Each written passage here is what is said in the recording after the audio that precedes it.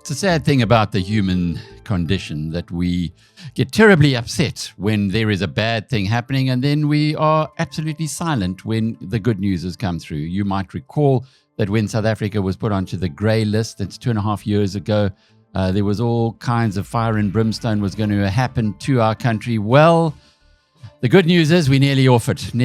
And the man who has been charged with doing that is the former acting Director General of Treasury, Ismail Momoniat. He joins us today. I was at the budget where you were given this responsibility and told by the finance minister that it would be your, even though you went off into, even though you were retiring rather, that you would still be charged with getting South Africa off the grey list. And you're nearly there. This must be a sense of great relief. Well, let me just start by saying the minister said I can't retire until we're off the grey list. And let me say I want to be off the grey list, but I don't want to retire. I still want to do work. But yes, it's a great relief. I think we're almost out of grey listing. And we just face a 2-day on-site visit to verify the 22 action items. It's a very quick scan, apparently. It's not as hard as what we had to do the past 2 years. So I'm pretty confident that at the FATF's plenary meeting in October that we will be delisted from the grey list. How did we get onto it in the first place, and why was there such a panic when that happened? I think firstly, it was not expected at the time. But looking back, we should have expected that. I think that it was a clear result of state capture and the weakening of our institutions. And if you recall, even in 2015-16, we tried to get the FICA amendment bill. And President Zuma, in fact, had great objections over that bill.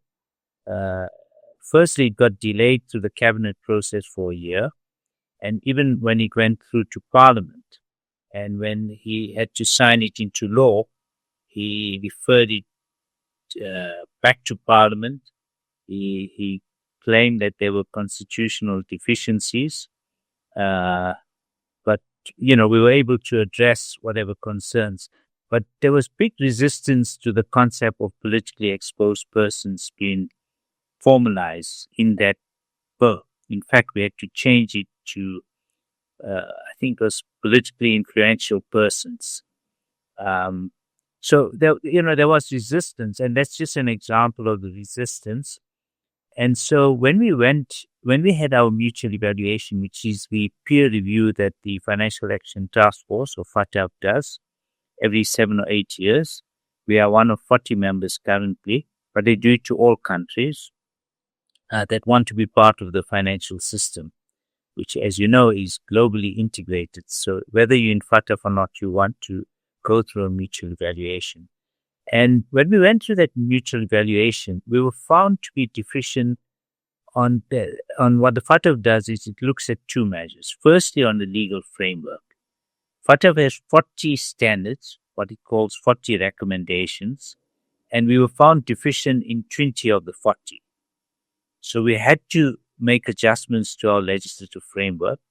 And then on effectiveness, which dealt with implementation, it won't surprise you to know that that's always the challenge, as we know, in our country.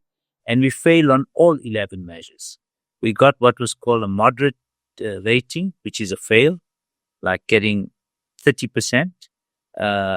And then on the other 8, we failed miserably.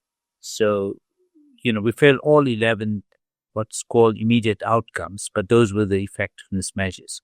So we kind of failed so badly that we were then put into a 1-year observation period, where we were able to bring together 2 major amendment laws, which, by the way, has helped us greatly, but we were still found wanting on implementation. And that's what we had to then deal with. And on implementation, I think it was So I think we got there directly as a result of state capture, of the reluctance of the former president and cabinet at the time to update our laws, because FATF requires you to continually update to any changes in their standards. We had a mutual evaluation in 2010, and we did fine on that one. But we didn't update our laws.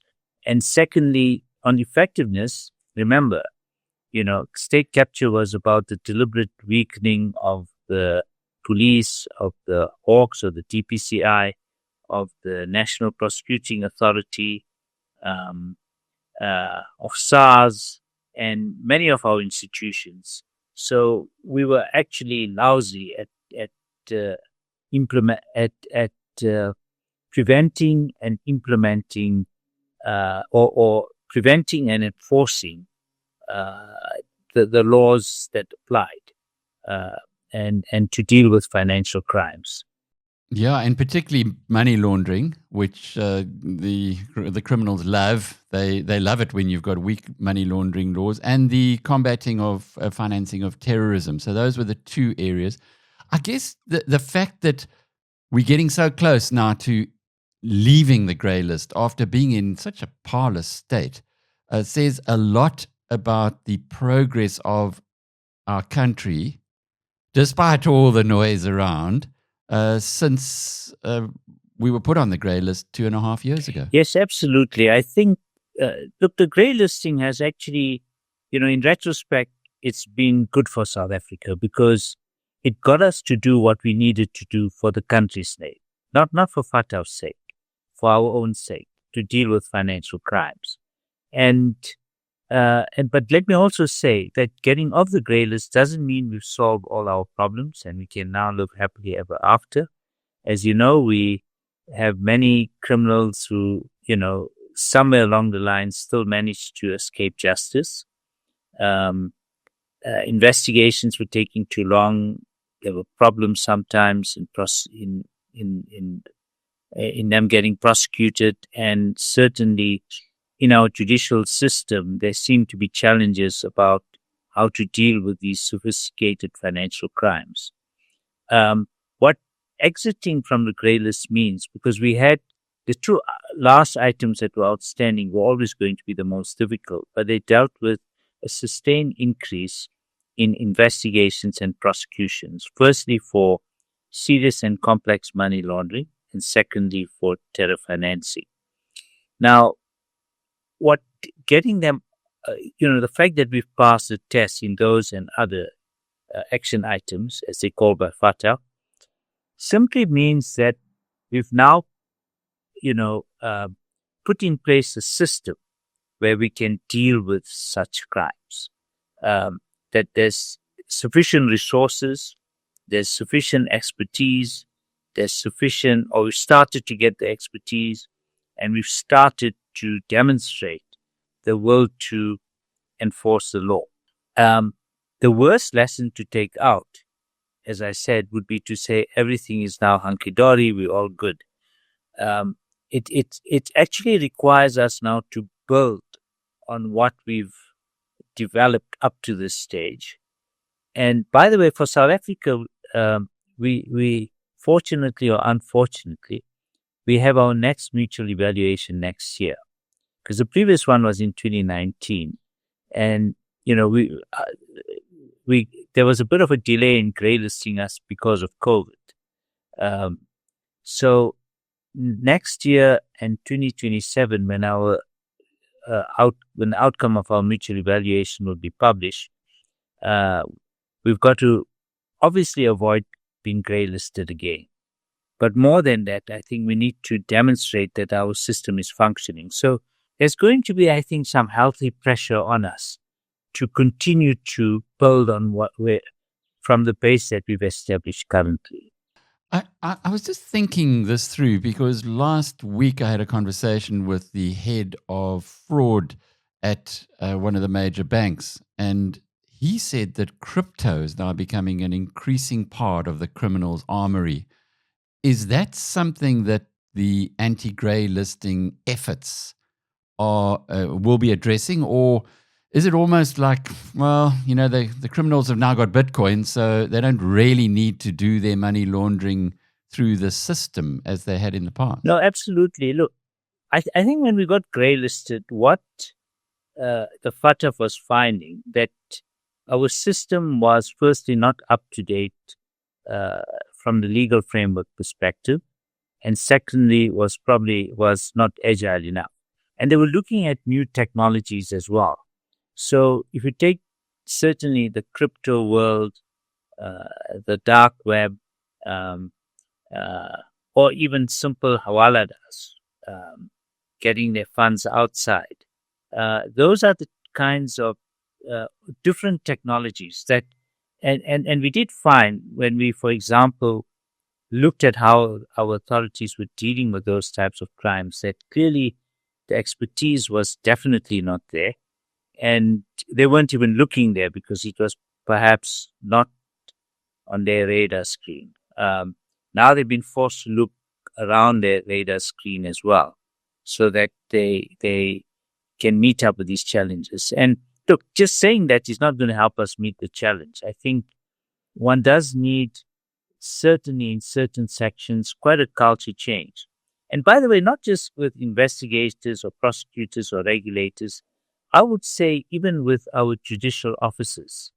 I'm not a legal person, but my guess is, somewhere I read a statistic that in many countries, at least 80% or more of the evidence now is digital in nature. I mean, even a person who commits a murder presumably has a cell phone in his pocket, and I can say he is because in almost all instances, it's men who do this. So there's a cell phone. So is a system able to take into account digital evidence? I mean, when you look at some of these prominent cases on our TV, for example, you see that the burden of proof, to me as a layperson, seems incredibly high. Just to show simple locations with your mobile or your mobile, and really, once you get to more difficult issues, I mean, if you look at the Babita Jokaran murder, some of the sterling work done by people like Jeff Wicks, when they collected her laptop and other devices from the police, they actually found that they hadn't been opened for 7 months. Okay.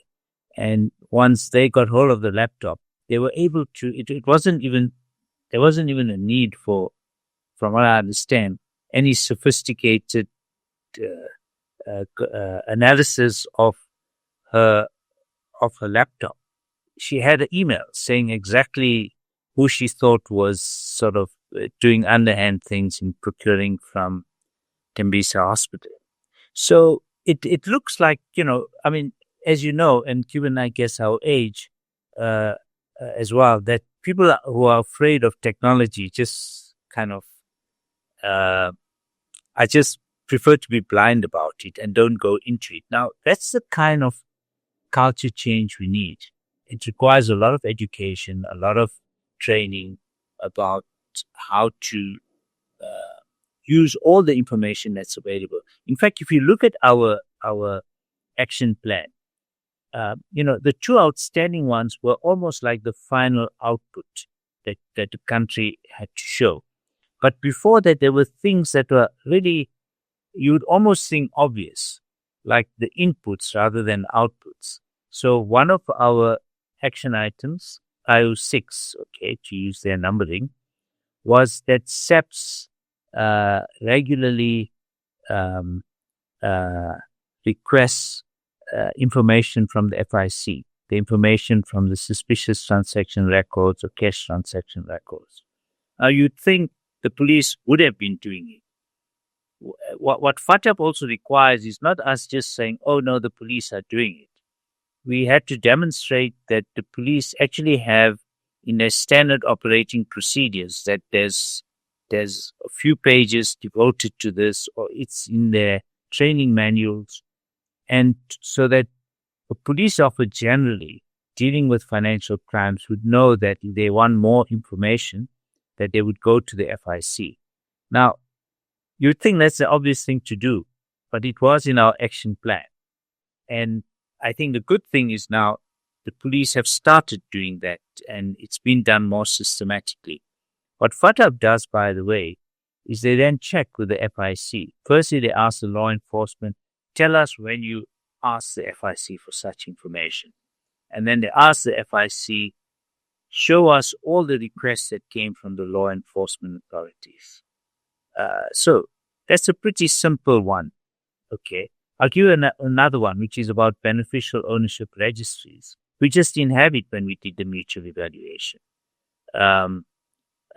So what we had to do is to establish the registries, and now at least, and the important thing is for the law enforcement authorities to be able to access such information and to be able to do it pretty speedily.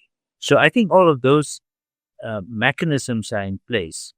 But, in a way, we need a culture where there's continuous learning. So when you're dealing with crypto, again, we need to get the best experts, look at the tools that are available. How can we improve the tools so that you don't have a kind of Babita Chukaran situation where, though the immediate people who committed the actual killing seem to have been apprehended and the police did very well there, it becomes much harder to work out who was behind those murders and who were the people who were unduly benefiting from the tenders from the Department of Health in Tembisa Hospital. What interesting insights that you have on these issues. I just wonder, though, when you have a look at the peer countries, if you like, it was interesting to see that Marley and Tanzania came off the grey list in this last plenary. Now, Marley, I don't know if you followed the news this week, but sure, that's a country where the government has has a coup, got rid of the elected government, and now they've just taken over one of the biggest gold mines in the world from Barrick Mining, biggest gold miner, and they are stealing the gold and taking it for themselves, and yet they're off the grey list. What happens now? Would presumably FATF would then have another look at Marley at the next time round, or what is the process? So, look, the FATF process is a very limited process. I mean, we get the same issues. People say, but how many people have come to court to face state capture allegations? Okay. And yes, not as many as should be the case.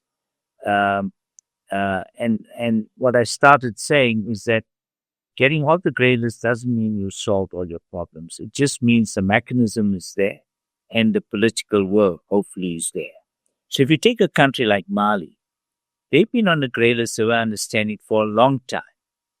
And look, being developing countries, perhaps their action plan was more basic in a sense that, they take into account where you're at a low level and kind of try to get them up to a certain level.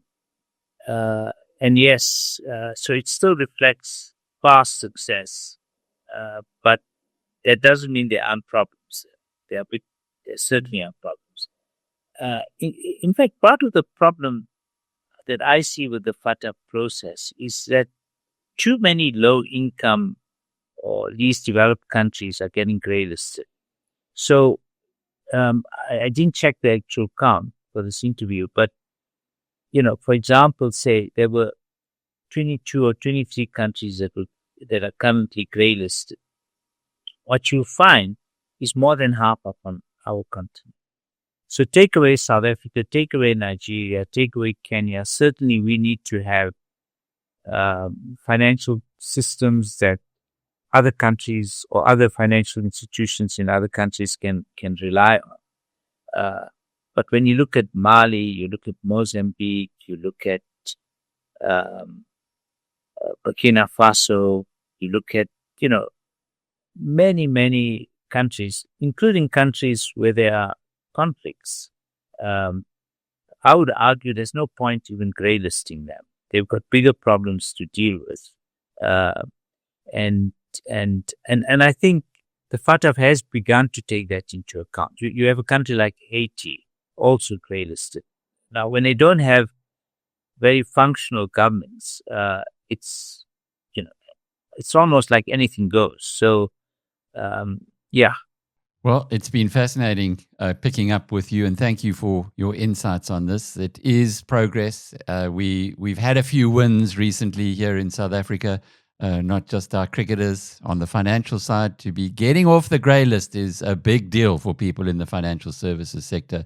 And the man who's been driving the process, Ismail Momoniat, thank you for the efforts that you've done in your national service. A lifer at the Treasury, haven't you been? But let me emphasize that it was teamwork, and really the team pulled through.